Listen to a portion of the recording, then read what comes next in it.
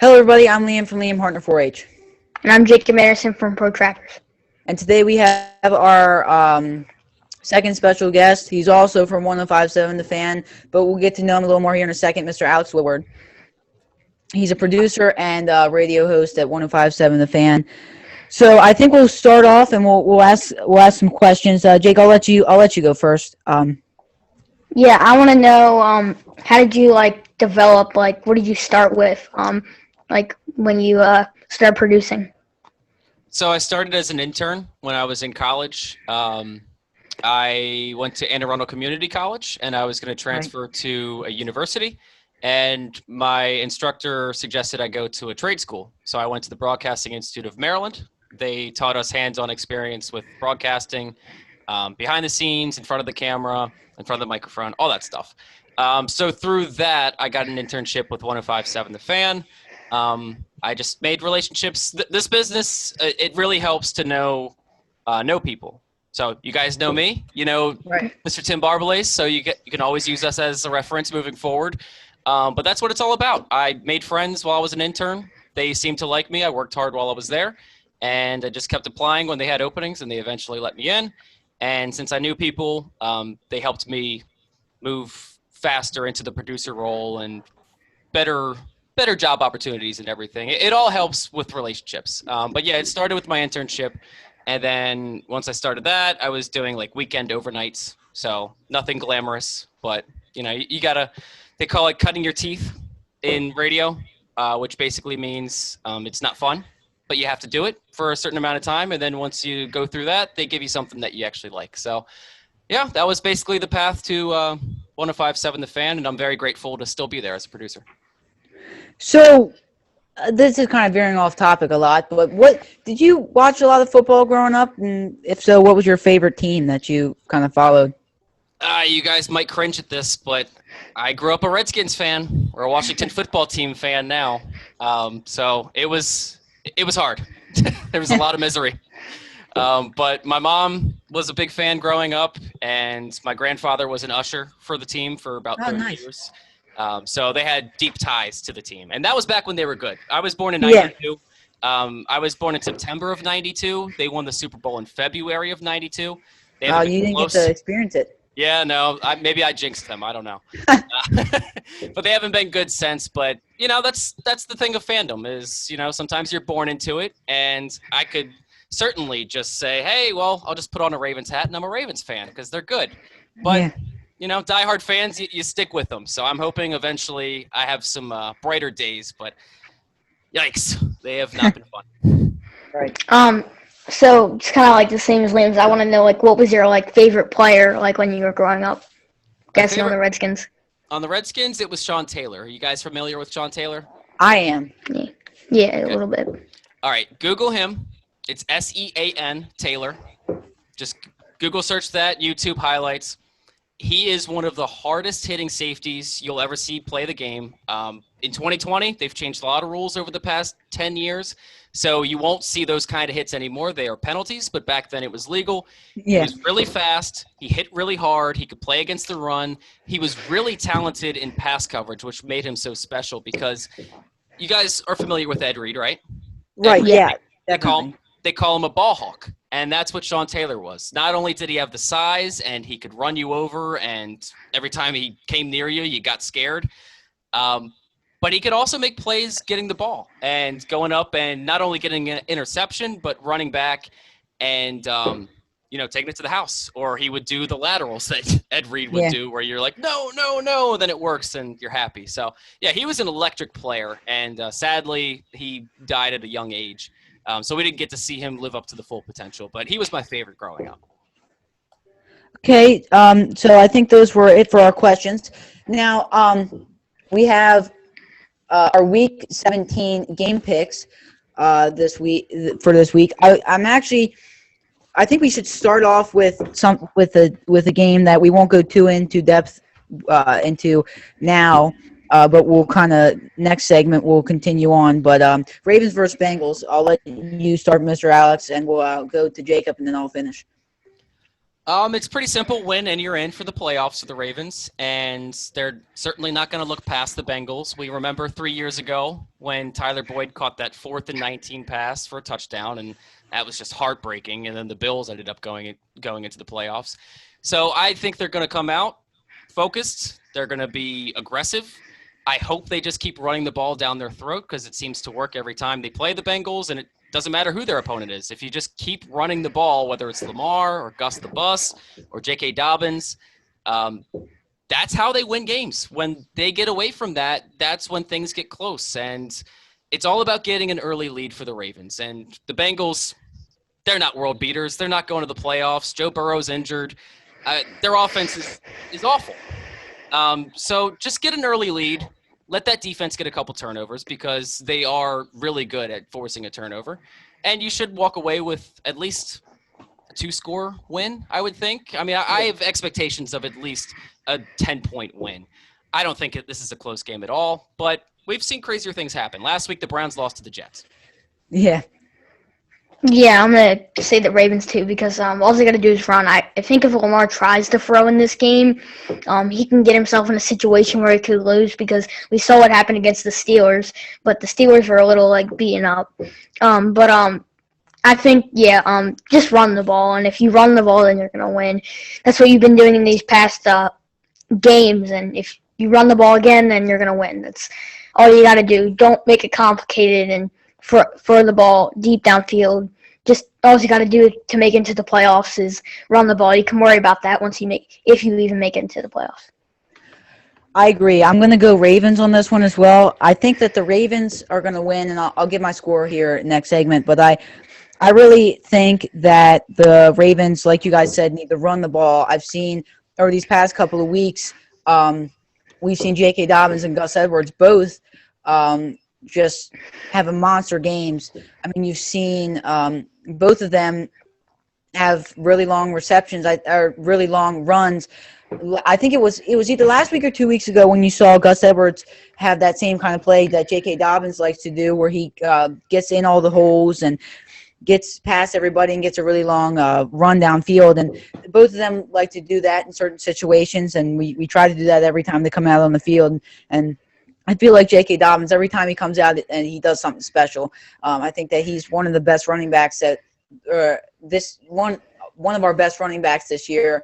Mark Ingram hasn't been very special, hasn't been the running back that we've trusted in, and hasn't been the real leader that he was last year. So I think that, and I'll get into this here next segment too, I think that he's not going to stick around for too long. But I think it's going to be a Ravens win if they run the ball in the first quarter and keep things simple. You need to keep things simple, or else if you try and do this complicated, fancy stuff, then you're going to lose games. But if you continue to do the right thing, continue to do it consistently, and continue to win games, then I think we're going to make it far. Atlanta and Tampa Bay is our next one. I'll take the Bucs. It doesn't matter if Tom Brady's starting or not. The Falcons, you could spot them 17 points in any game, and they'll blow the lead. So I'll take the Buccaneers. Yeah, I think I'm going to go Buccaneers too, even though I would probably go with the Falcons. It's hard because sometimes the Falcons can surprise you, but they come up by such a big lead and then they blow it because of their defense. I think if they had a better defense, they could win some of these games. But I'm going to go with the Buccaneers no matter what, because I think the Falcons, their defense they can't get stops, and that's what you need in football. So, they won't be able to stop the offense. At least a 10-point win or something like that. But I think Matt Ryan will try to keep it close, but it's not going to work out because of the defense. I'm gonna say this. Now you're looking at a 4-11 Atlanta team that almost came back and beat Kansas City last week. It was a close game all the way through, but I'm gonna still go Tampa Bay in this one. I mean, if Tampa Bay can get a lead early, then I think that Atlanta's done. I mean, if Tampa Bay, even like you said, if Tom Brady's getting in there or not, if they play even the second string team, I'm going Tampa Bay, because if they can get a lead early and pass the ball against the secondary that isn't the best secondary they've had this season. I mean, it's not the best they've had. So I'm going to go Tampa Bay. Okay, so our next game is Dallas and New York. Now this is going to be a pretty good game. New York is playing better as of late, but got beat last week. Dallas won, so I mean it's going to be a close one, I think. Yeah, it'll be an interesting game. There's a lot on the line. If the Cowboys win and Washington loses, the Cowboys are in the playoffs. If Washington loses and the Cowboys lose and the Giants are in the playoffs, there's all kinds of things that can happen. It's what's exciting about this week. The NFC East has been terrible, but at least we get excitement in Week 17. I'm gonna take the Cowboys. It pains me to say that because I'm a Washington fan and I'm not supposed to pick them in any games. But Andy Dalton seems like he's getting in the groove with that offense. Their wide receivers are so good. I mean, they have the I best agree. wide receivers in the division. CeeDee Lamb is a star. He's so fast. Amari Cooper is one of the best route runners. Zeke, if he doesn't fumble the ball, he's still a great running back. Right. Yeah. So I think talent-wise and on offense, they should be able to outscore the Giants because Daniel Jones, he's 1 week removed or 1 week further away from that injury to his hamstring, but I'm not sure if he's fully healthy. And even when he is, he turns the ball over. So I'll take the Cowboys. I'm hoping, crossing my fingers, that Washington wins this week. So Washington gets in the playoffs and that Cowboys win won't matter. But we'll see. Yeah, I'm going Cowboys too because I don't think New York can score points, and that's they just I don't think their offense is good enough even with Daniel Jones.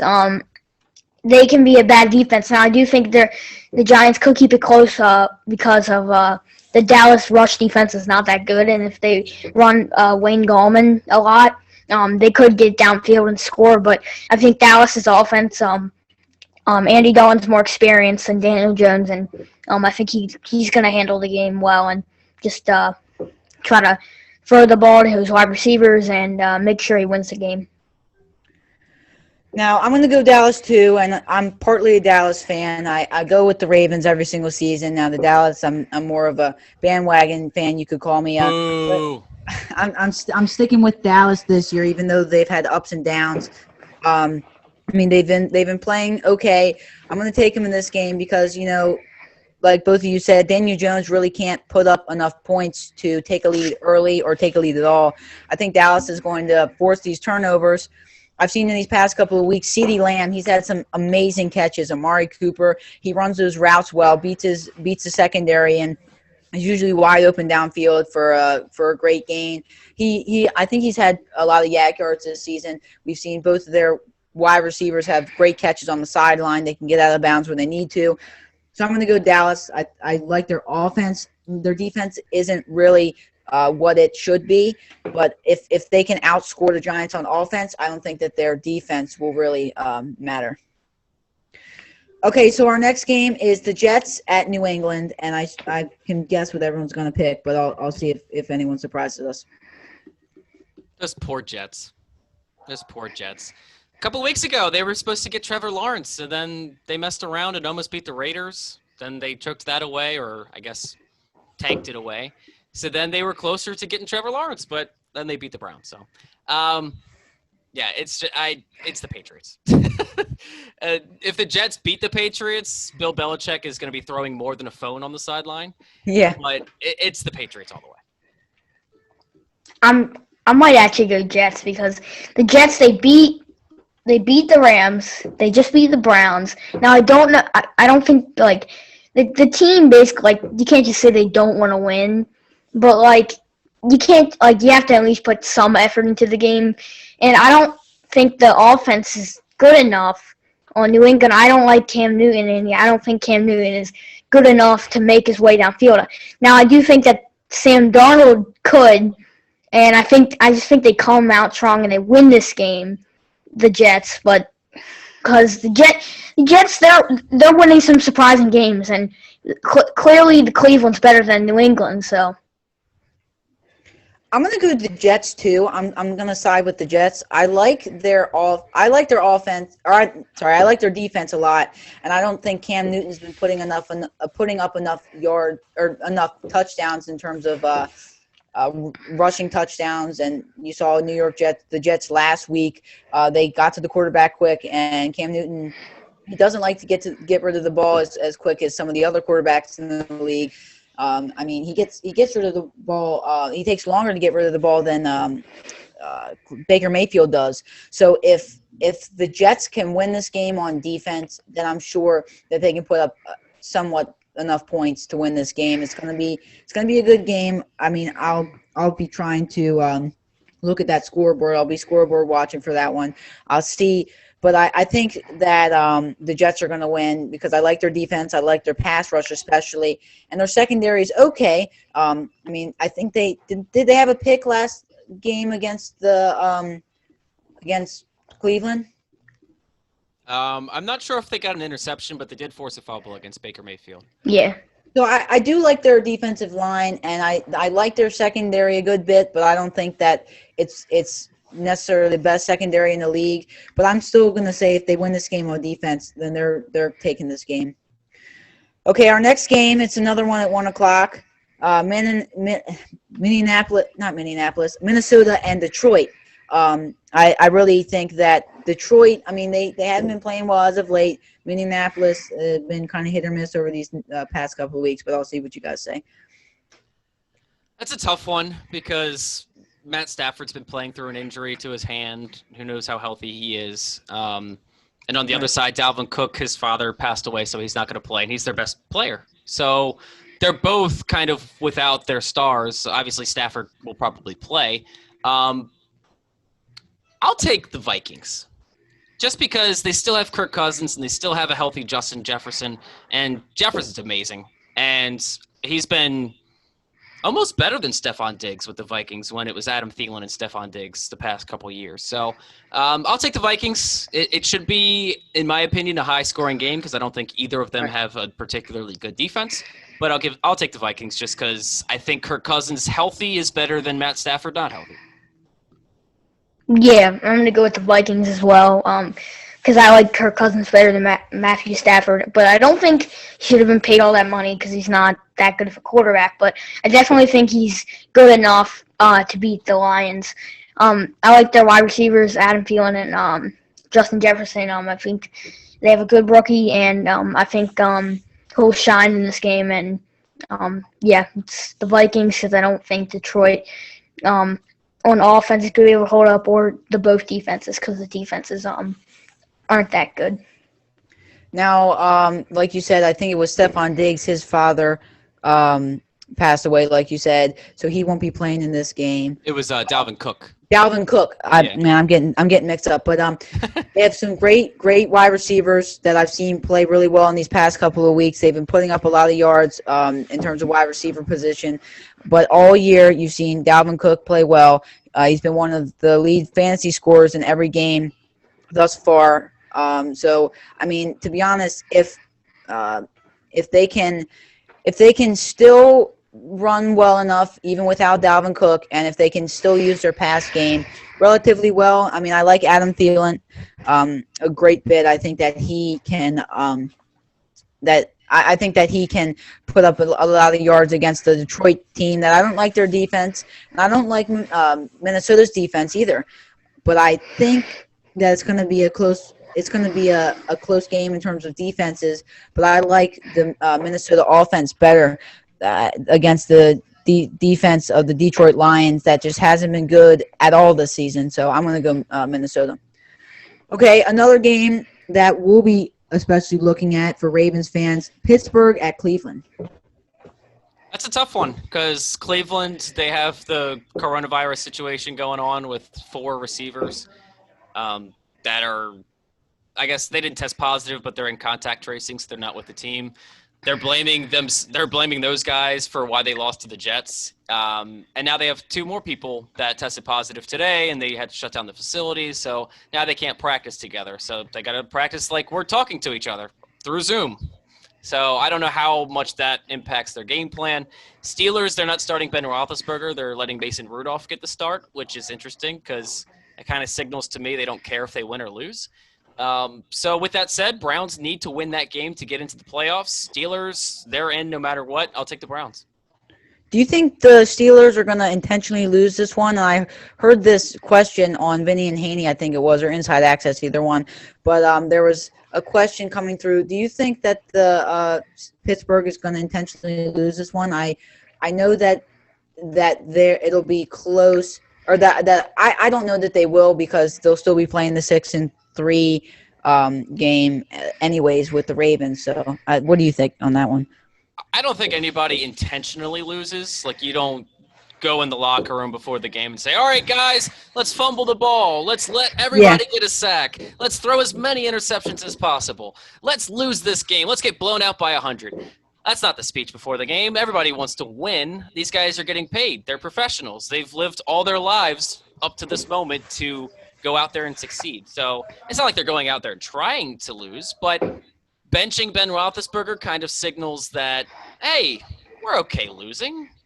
It's not that big of a deal. We're in no matter what. And Mike Tomlin basically said as much. He said, we want to get an extra look at some of our younger guys. We don't get a bye week this year like we normally would if you had the 2 seed. So if they win, they have a chance at the 2 seed, but they still don't get a bye.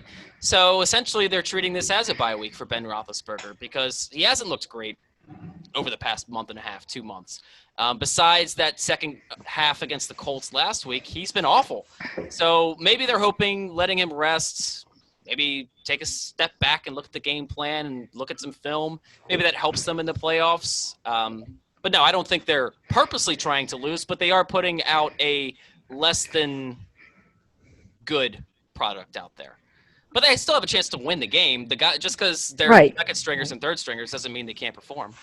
You're right. I agree. Yeah, I think I'm going to go with the Steelers because I don't think the Steelers want the Browns in the playoffs. I think it's just like one thing. I don't think the Steelers want the Ravens in the playoffs either, but Ravens are most likely too. But I think if they get an opportunity to knock the Browns out, I think they're going to try. But I think also sitting Ben Roethlisberger is not a good idea for them because I feel like you saw what happened with Lamar last year when they sat him in the Steelers game, and then he got the bye, so it was like 2 or 3 weeks. And now he might be rusty when he comes back in the playoffs. So we never know what could happen. We'll have to see what happens with him in the playoffs. But I'm going to go with the Steelers because I think the defense is going to play good. Like you saw, the Jets defense did pretty good against the Browns, and they made Baker Mayfield fumble at the end. So I think the Steelers defense is going to do some work in this game and pull out the win. Now, we see Cleveland coming off a bad loss to the Jets. We saw their offensive line not perform at its top ability, and you saw them lose to a, frankly, bad team. We thought it was a bad team coming into that game. But Pittsburgh is on the same level, not if better than the Jets. And, Pittsburgh lost to the Cincinnati Bengals, and that was a horrendous loss. I don't think they're going to intentionally lose this game like I heard a couple of times. I think that they're going to not dance on logos like they've been doing. I think they're going to put their hard hats on, get out there and play some football and not worry about anything else. I think if they play this game right and they use their awesome defense to their power, then I think that they can win this game almost single-handedly like the Jets did because, they have a great defense, and I'm not taking that away from them saying they're a bad team. But they just haven't been playing well. I don't know what it could be, but they just haven't been playing well. So if they can squeak in a win here, I think that would be awesome for the Steelers. They already won the division, so I'm kind of contemplating that them winning this one. You saw they're sitting Ben Roethlisberger, so I still think they're going to win if they play really well on defense because Cleveland, you saw their offensive line can't play well against a really good defense, letting the pass rush in and all. So another game at 1, our last one at 1:00 p.m. Miami and Buffalo. This is going to be an interesting game. Miami coming off of a win against the Las Vegas Raiders, which made me so mad. That was one of the worst plays in sports history. Why? Never mind. I'm gonna refrain from yelling at Miami for a minute. Buffalo, frankly, having one of the best wide receiving corps in their division. I've heard people say they make the Super Bowl this year, but I'll see what you guys think on this one.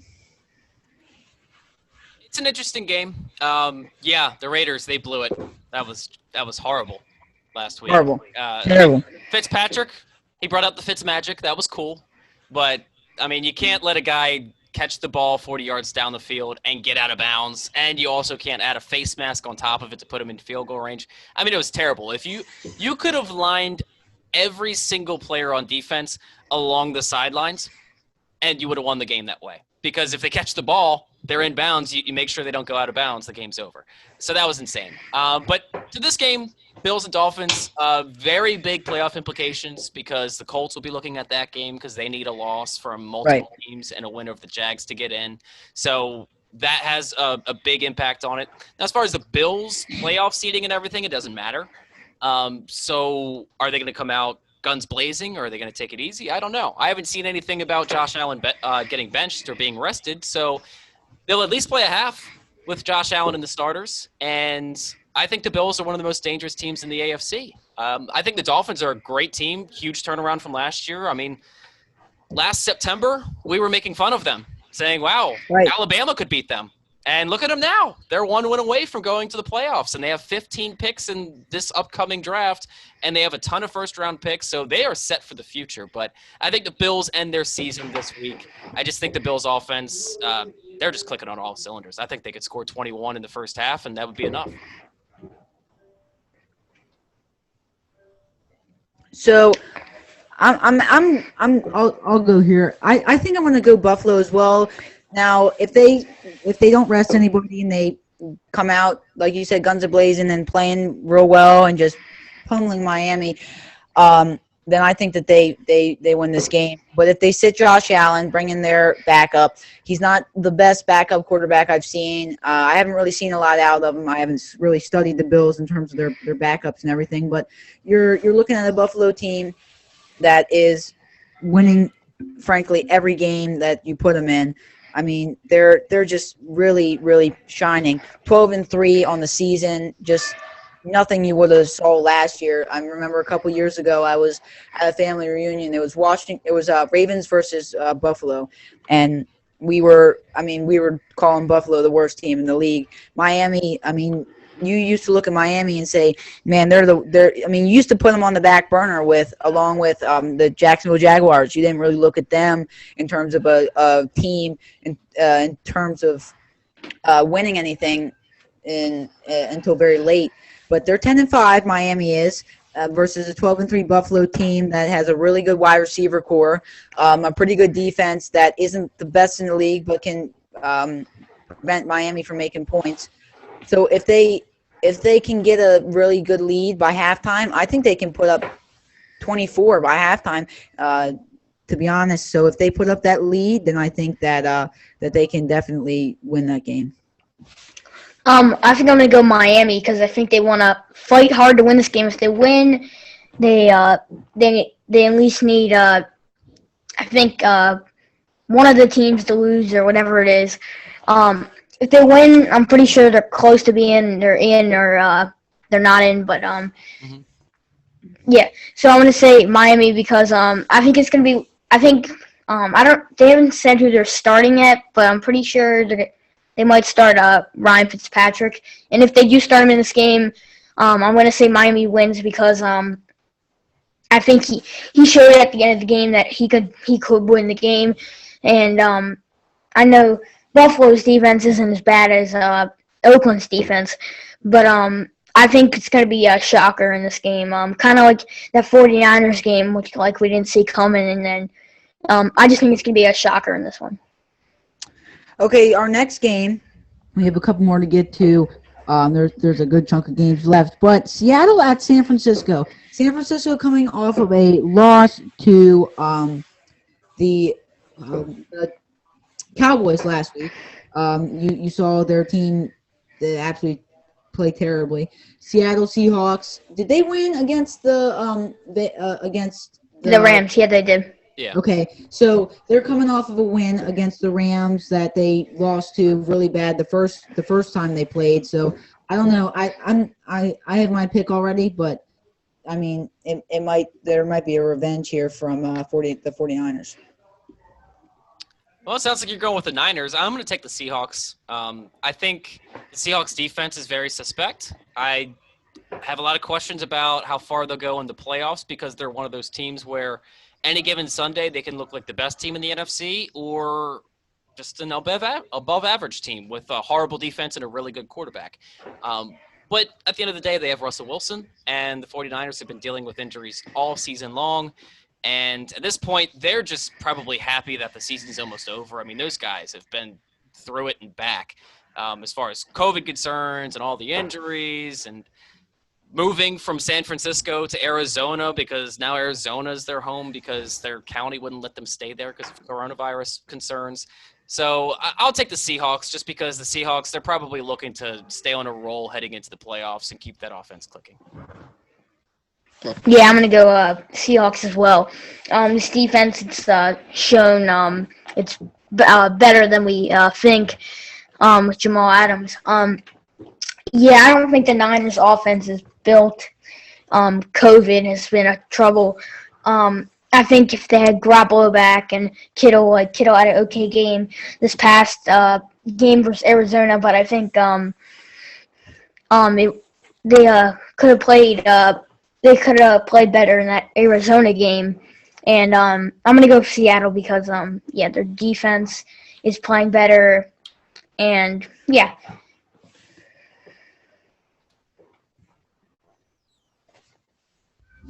So I think I'm going to go with. You're muted, bud. Yeah, you're muted. All right. You're looking at a Seattle team that's been playing well very recently. That they won last week. San Francisco, man, they came through a lot of adversity this season. They really haven't been the best version of the 49ers that I've ever seen. I don't think that they're what they are all cracked up to be. I mean, Seattle, I like their corners and linebackers on their defense, but you're looking at two wide receivers, DK Metcalf and Tyler Lockett, that have been playing well during this during all this COVID and then putting up a lot of fantasy points. So I mean, seriously, I think that the Seahawks are gonna have a monster game this time. Throw a lot downfield to DK Metcalf. He's hard to cover. He's fast. He's big. He can stiff arm people. I mean, he's like a Derrick Henry of a wide receiver position. I mean, he can just push people down and get downfield as far as he needs to. So I'm going to go Seattle in this one. So do you think we should go another game or head into the next segment? We can head. Yeah, I was going to say, let's try and wrap up because it usually has a timer, but I don't see a timer, so I don't know when it's going to cut out. Okay, so now let's head into the playoffs. And I think now I want to start with you, Jacob. How far do you think the Ravens are making it into these playoffs? And do you think that if they face somebody like the Kansas City Chiefs, they're winning? I'm going to say their highest as they can go is the championship game. I think they can go there, but the thing is, who do they have to play? I'm saying if they don't have to play the Chiefs, I think they have a very, very, very good chance of winning the game because we've seen they beat the Colts, the Titans, they came close, so that's a kind of 50-50 game. Pittsburgh, that's also 50-50, and Cleveland, if they're in, we know they can beat them. Buffalo, they beat them last year, but we haven't seen them. I'm kind of scared of them right now, so I don't know if we should play them, if we're going to have to play them. Miami, I bet we can beat Miami, but it just comes down to that one team, Kansas City, which is our like kryptonite. But we haven't seen how Unique Ngakoue has played against him yet, so we don't know. But the Ravens will be prepared if they do have to play them. But I have a theory that Tennessee Titans could beat the Kansas City Chiefs because the Tennessee Titans, I think with Derrick Henry, I think they have an absolute winning shot at doing it. So yeah. So basically, it's why I think the. Okay, so I have 3 minutes and Okay. Okay. So I'm gonna go ahead and talk real quick, and then I'll be right back. But I'm gonna say that I think Ravens they're definitely making the playoffs. I'm siding with Mr. Ken Wyman. I'm going with him. Jason Lockenfor. Uh, Darth Lockenfor is he's on the other side. I'm choosing the light side on this one and saying the Ravens are definitely making it into the playoffs. Yes, the Bengals are 12-1 on their last couple of I'll say championships, their last finales. So I'm going to definitely go the Ravens are going to make it in the playoffs. They might make it. I can see them making it a little further than the championship game if they can squeak in a win there. But it's going to be a very, very close playoff run for the Ravens. I mean, they've kind of had their kryptonite with Kansas City, and Kansas City, they have one offensive lineman that really played a part in that first game that's out. So if he's still out, if they have their offensive line the way it is now, I don't think that they have a good chance, or they have a okay chance to win that game. But the Ravens can take advantage of that offensive line with their pass rushers, Yannick Ngakoue, like Jacob said. Can be in that game and do well.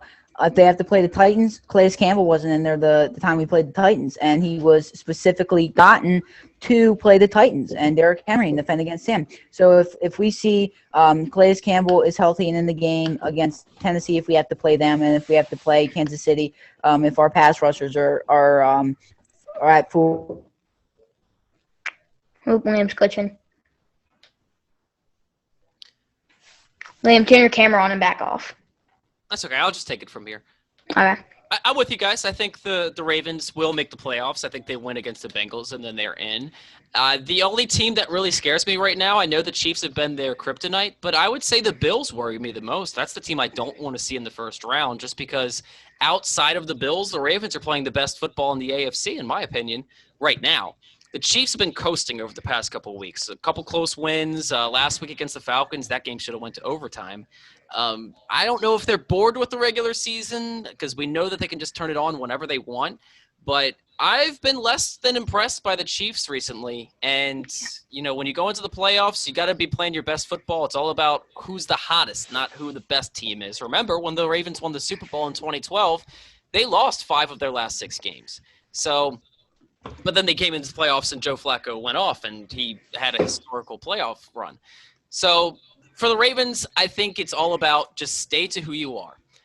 In each of the past 2 years when they went one and done in the playoffs, they got down early and they completely abandoned their run game, which is what makes them so great, is how they run the ball. And when you panic and you start throwing the ball 30, 40, 50 times with Lamar Jackson and you become one-dimensional and Lamar's not using his legs like he should, that's when they get in trouble. But I think they've realized, Lamar, just do what you do. If you got to run, instead of chuck it down the field 30 yards and hope somebody catches it or gets a pass interference, just run. Take the 10 yards. Yeah. Stay ahead of the chains. It's okay. And when he runs, for people that don't watch the Ravens, they're like, oh, all he does is run and he's going to get injured eventually. But he never really takes that hard of hits because he's so fast. He's so elusive. He makes people look stupid all the time when they fall and try and tackle him. He rarely takes hard hits. So if they stay to that formula, I don't see any reason why they aren't still Super Bowl contenders. I think them stepping away with the COVID scares and everything, I think that helped them. Oh, Liam's back in.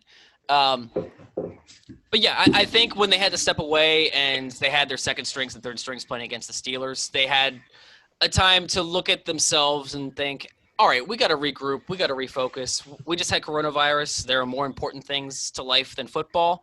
And we get paid a lot of money to go out there and play football and have fun. So I think they're back to having fun. They're finding their identity, which is run the football.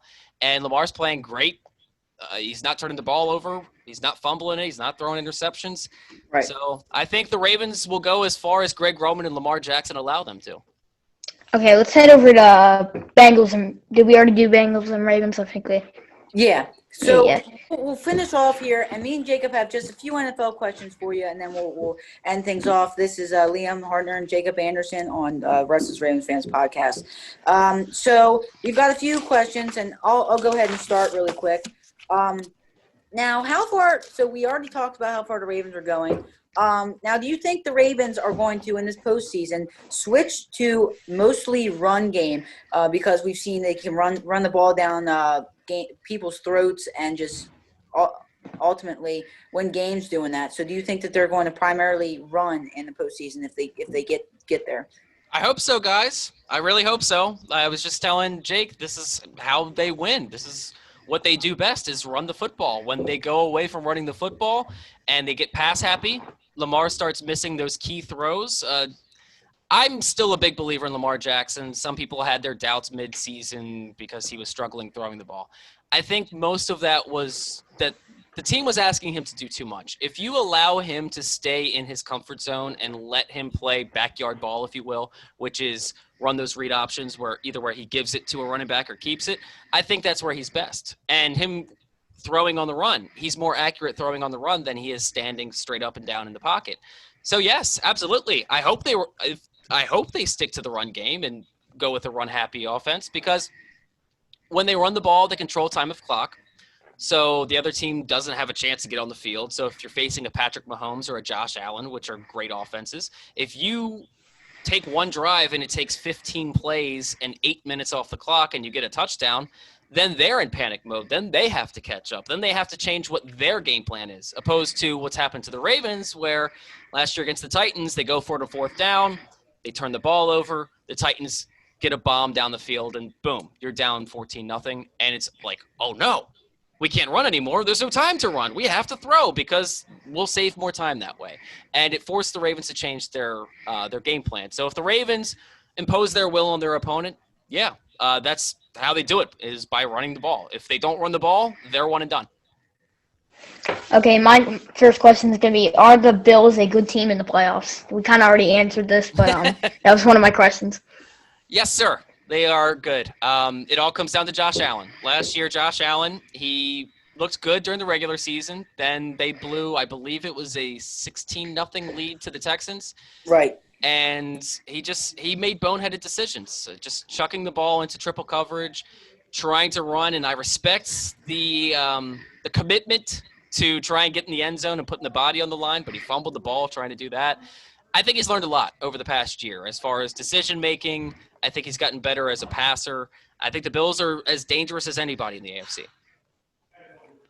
So my last question for you is, what do you think the Ravens offseason consists of? Do you think we are going to play a team like Mahomes, or are we going to play the Steelers and the Titans? Or who do you think we're playing, and how do you think we're going to overcome the probable most likely the leads that the other team has? Do you want to know who I think they're going to play the first round, or play in each and every round? Probably the first and second round. Okay, so in the first round, I think it'll be the Steelers, and they should handle the Steelers. They should have beaten the Steelers twice. They dominated the Steelers in the first game when they had all their starters. They ran for almost 300 yards. So like we said, if they stick with the run game, they should be able to do that again against the Steelers, and Ben Roethlisberger hasn't been playing well. I think that is the most favorable matchup for the Ravens in the first round, is facing the Steelers. I already told you I don't want to face the Bills. Second round, I don't know how that goes because we don't know who's going to be in, who's going to win that first round matchup, and who advances. I want to say it'll likely be the Titans or Bills because they're not going to face the Chiefs. Or maybe they will, actually, because they're a lower seed. I don't know. It's hard to predict that kind of thing because you just don't know who's going to be in the first round and who advances. They're going to have to face the Chiefs or Bills. I will say that. I don't think the Titans make it to the AFC Championship again. I think it's either the Bills, Chiefs, or Ravens. So at some point, they're going to have to get that monkey off their back. They're going to have to face the Chiefs, and they're going to have to beat them. All right, Jake, what's your last question? Is Lamar capable of beating the Chiefs? Absolutely. Absolutely. In the first game in his rookie year, he led them to almost a comeback win. They forced overtime. Lamar got the ball and he fumbled it, and the Chiefs recovered it, and they kicked a game-winning field goal. If he doesn't fumble the ball, we could be talking about Lamar Jackson dominating the Chiefs. I think he has the playmaking ability to match Patrick Mahomes. I don't think the Ravens have the same offensive weapons that Patrick Mahomes has at his disposal, but I don't think that matters because, like we said, if they stick to what they do well, which is control the clock and run the ball and let Lamar do what he does, and their defense is much better than the Chiefs. Much better. And they force turnovers, that whether that's punching the ball out like Marlon Humphrey does nearly every week, and Marcus Peters is doing it now, or maybe they get a couple more sacks because we're starting to see that pass rush get home now that everybody's healthy. To beat the Chiefs, you have to get pressure on Patrick Mahomes with a few defenders and have more guys in coverage. If their pass rush can stay like it's been the past 2 weeks, 11 sacks in 2 weeks, if they can get to him with Calais Campbell, Derek Wolfe, Matt Judon, Yannick Ngakoue, just those 4 guys, and let everybody else be back in coverage, they should be able to get a few stops in key situations. And if Lamar Jackson, if he's playing like he's playing right now, absolutely he can beat the Chiefs.